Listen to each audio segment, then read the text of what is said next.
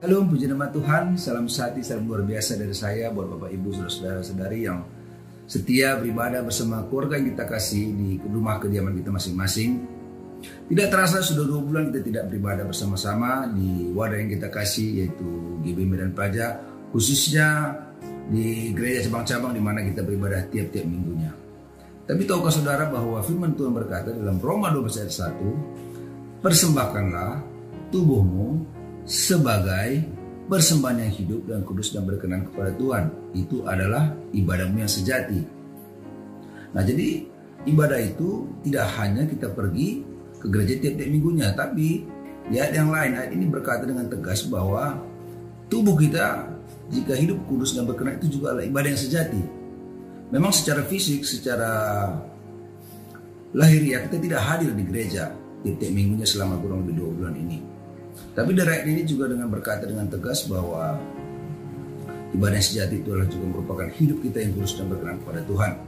Percaya katakan amin. Kalau kita berpikir ketika kita sudah dekat dengan Tuhan dan kita bergaul karib dengannya, maka bayang-bayang kesusahan itu tidak akan datang kepada kita.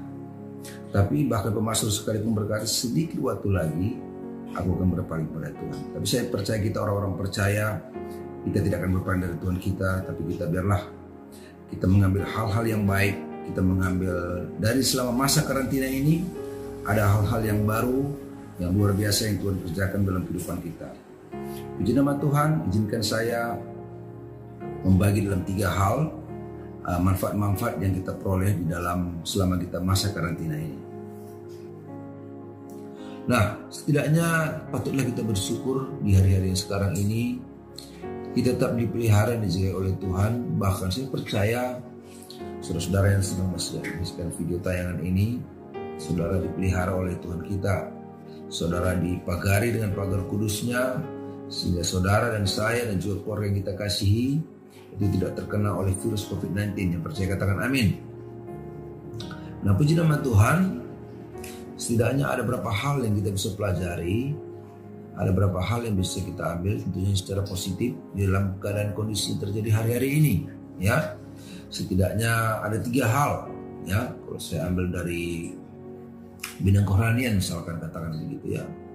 Kita bisa memperbaiki hubungan mesbah pribadi kita dengan Tuhan, hubungan kita pribadi dengan Tuhan yang selama ini yang mungkin tersita oleh waktu, tersita oleh aktivitas kita, sehingga kita tidak mempunyai waktu yang banyak yang untuk bersekutu dengan Tuhan, ya.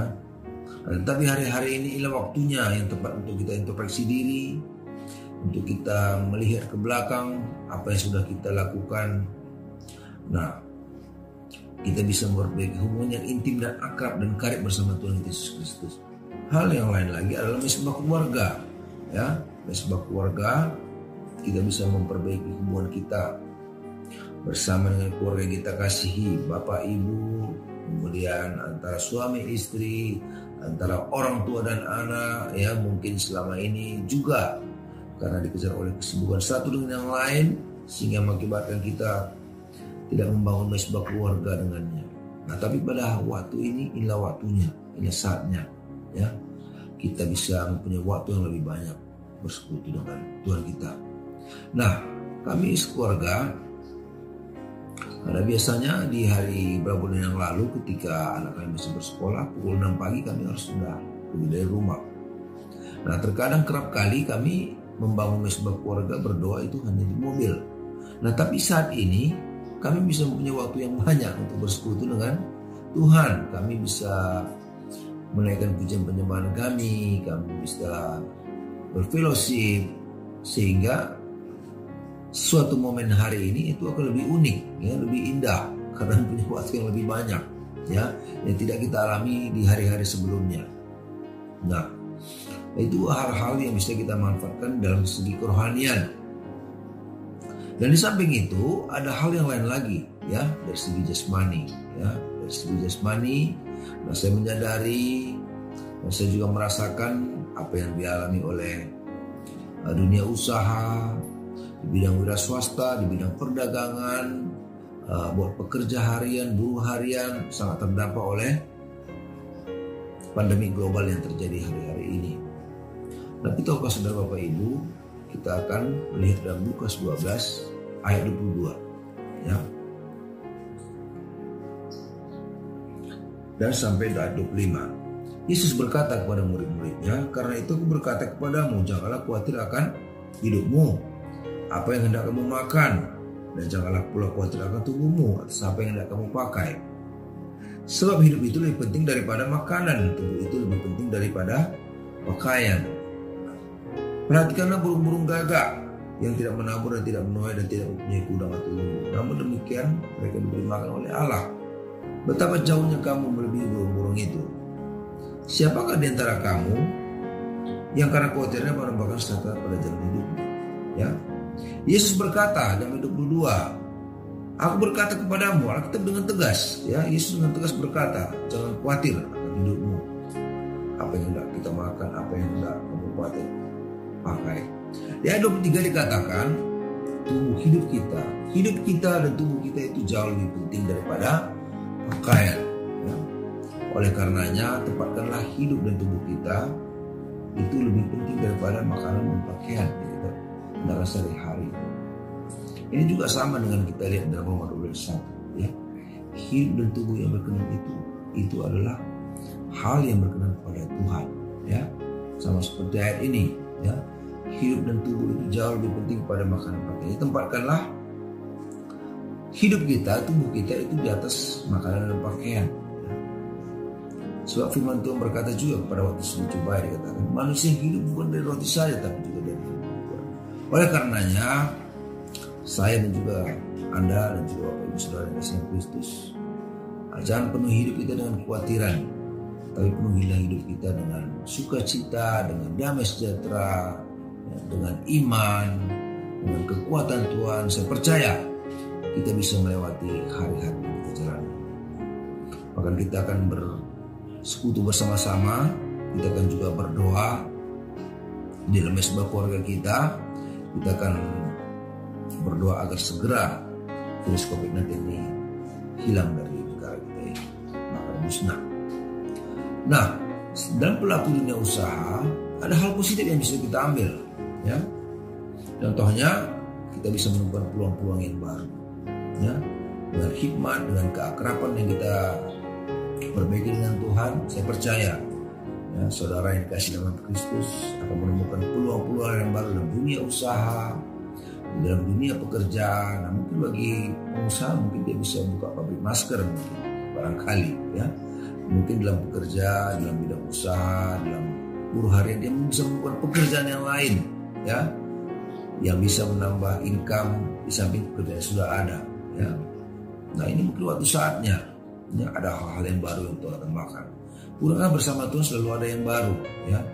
Yang lama sudah berlalu tapi yang baru akan selalu datang. Nah, itu jalan kehidupan yang kita jalani bersama Tuhan Yesus Kristus. So, saudara tahu bahwa keilahian Allah, kuasa Allah tidak dibatasi oleh keadaan dunia ini, ya. Itu bisa kita perhatikan dalam Filipi 4 ayat 19. Dikatakan di situ, Allahku akan memenuhi keperluanku menurut kekayaan dan kemuliaan dalam Kristus Yesus. Jadi Allah kita akan memenuhi segala keperluan kita, keperluan akan damai sejahtera, keperluan sukacita, keperluan akan makanan, pakaian, atau bahkan kesehatan sekalipun akan dipenuhi oleh Tuhan. Dan dia tidak dipengaruhi oleh, saudara tahu dan saya bahwa kuasa Tuhan tidak terbatas, kekayaan Tuhan tidak terbatas, ya, dan tidak dipengaruhi oleh situasi dan kondisi yang terkini yang ada, itu tidak dibatasi, ya. Kuasa Tuhan jauh melebihi semuanya itu. So, semua itu ada kendali Tuhan. Kalau saudara Bapak Ibu mengucap syukurlah dalam hal itu, ya. Jadi dalam hal yang kedua, saudara bisa menemukan ada ungkapan yang seperti ini, ya. Dikatakan bahwa orang bijak akan melihat kesempatan dan peluang di tengah masalah, tapi orang bodoh akan melewatkan kesempatan dan peluang tersebut. Nah, saya percaya saudara-saudara Bapak Ibu yang dikasih dalam Kristus adalah orang-orang yang bijak, ya. Kita akan melihat kesempatan, kita akan bersyukur kepada Tuhan, kita akan menemukan sesuatu yang baru dalam momen ini, ya. Jadi manfaatkanlah momen yang terjadi sekarang ini, ya. Jangan bersungut-sungut, ya. Jangan habiskan energi kita untuk bersumur-sumur, untuk berkata hal-hal yang negatif, tapi pakailah energi kita untuk membangun energi yang positif. Saya percaya saya dan saudara yang ada di rumah sedang menyaksikan TK akan membuat sesuatu hal yang baru yang Tuhan beri kepada kita. Yang percaya sekali lagi katakan amin. Ya, kemudian hal yang ketiga seperti pesan Bapak Gembala kita jelas dikatakan ya, Gembala kita tetap berbuah di masa-masa sulit seperti ini. Ya, berbuah dalam hal pekerjaan, bahkan juga berbuah itu memberi kasih kita. Ya. Bukan salah satu DNA kita, gereja kita adalah memperhatikan orang-orang yang lemah. Saya percaya di luar sana masih banyak, ya, masih banyak orang-orang yang jauh lebih susah daripada kita. Yang mungkin mereka memikirkan makanannya untuk makan besok pun tidak tahu harus makan apa. Ya, inilah waktunya bagi kita, ketaatan kita diuji, ketaatan kita terhadap pemerintah, kesetiaan kita dalam memberi, dalam memperhatikan orang-orang yang lemah. Inilah saatnya kita diuji. Ya, di tengah kesulitan yang kita hadapi, kita berbagi, kita memberi kebajikan, kita menolong orang lain dalam kesusahan mereka, ya. Dan kita akan melatih diri kita untuk hal-hal yang seperti itu. Nah, kita baca lagi dalam Mazmur 41 ayat 1 sampai 4.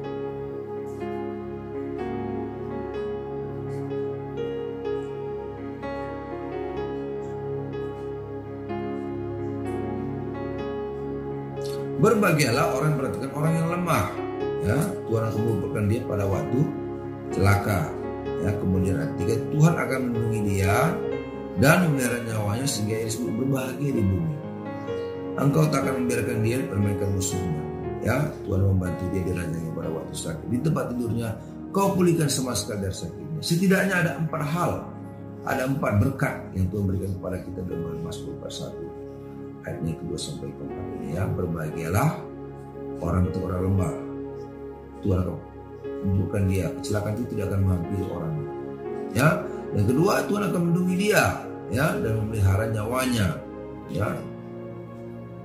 Kemudian yang ketiga dikatakan tidak akan dipermainkan oleh musuh kita. Ya, kemudian yang keempat dikatakan bahkan pada waktu sakit di tempat tidurnya kita akan dipulihkan. Ya. Jadi sedikit ada 4 pertolongan, ya, ya, yang Tuhan berikan melalui ayat ini, ya, bahwa kita menyerahkan Tuhan bagi kita, Tuhan akan melindungi nyawa kita, bahkan tidak akan dipermainkan oleh musuh-musuh kita, bahkan memulihkan dalam sakitnya. Nah, saya percaya dan saya melihat beberapa waktu jalan ini banyak kelompok-kelompok FA, banyak gereja-gereja yang terlibat dalam kegiatan sosial. Puji Tuhan untuk hal itu. Haleluya, ya. Yang saya percaya kita juga akan berbuat sesuatu yang lebih baik lagi untuk kemajuan di mana kota yang kita kasihi, di mana kita bertempat tinggal, kita menjadi contoh. Dan saya percaya dan saya mau juga kita semua jemaat dan pengerja GBI Medan Plaza itu menjadi role model, ya, menjadi role model ketaatan kita terhadap pemerintah, ketaatan kita terhadap negara kita yang kita kasihi, ya, bahwa kita akan setia dan taat mengikuti arahan-arahan. Ya. Saya percaya biarlah kita semua memiliki hati yang setia, hati yang penuh kasih, hati yang taat. Ya. Dan sekali lagi, nah berhentilah, ya, untuk memberikan hal-hal yang negatif, energi kita menjadi energi yang negatif, tapi pikirkanlah energi yang kita, hal-hal yang positif yang keluar, ya, dari kehidupan kita pada hari-hari yang kita jalani ini. Oleh karena itu berhentilah, ya. Kalau hari-hari ini ada perdebatan, ada penghakiman satu dengan yang lain oleh kejadian COVID-19 itu, nah ini saatnya kita berhenti. Nah, kita salurkan energi kita untuk hal-hal yang negatif, yang positif, ya, untuk membantu saudara-saudara kita, untuk berkarya di tengah pekerjaan kita, di tengah hari-hari yang terjadi belakangan ini. Bahkan kita tingkatkan relationship kita dengan Tuhan dan juga dengan keluarga yang kita kasihi. Nah, saya percaya bersama-sama dengan iman, dengan pengetahuan, dengan potensi yang Tuhan berikan, saya percaya kita akan berjalan bersama-sama untuk melewati masa-masa krisis ini bersama saudara-saudara yang kita kasih dalam Kristus Yesus. Ya, puji nama Tuhan. Kita akan sama-sama berdoa untuk hal ini. Mari kita berdoa. Puji nama Tuhan. Terima kasih ya Bapa. Engkau Allah yang sungguh baik dan teramat baik. Engkau memelihara umat-Mu yang telah setia juga beribadah di wadah ini. Kami percaya semuanya amanah Tuhan yang sempurna. Kami juga beribadah, kami juga tetap setia melayani Tuhan di tengah-tengah masyarakat dimanapun kami bertempat tinggal. Sekarang ini kami tetap berbuah, kami tetap berkarya dalam kehidupan kami ya Tuhan. Tambahkan kami juga berdoa buat negara dan bangsa ini agar segera dilepaskan dari pengaruh dari virus COVID-19 ya Bapak. Beri hikmat kebijaksanaan bagi pemimpin negara ini, bahkan juga pemimpin negeri ini, bahkan juga pemimpin kota ini, bahkan juga kami berdoa juga Bapak kembali sedang membina kami untuk memberikan arahan kepada kami umat-Mu ya Tuhan untuk menjadi hari-hari kami. Terima kasih ya Bapak, perlindungan-Mu yang sempurna bagi kami seluruh umat-Mu yang dikasih dalam Yesus Kristus kami berdoa. Sama-sama kita katakan amin. Shalom.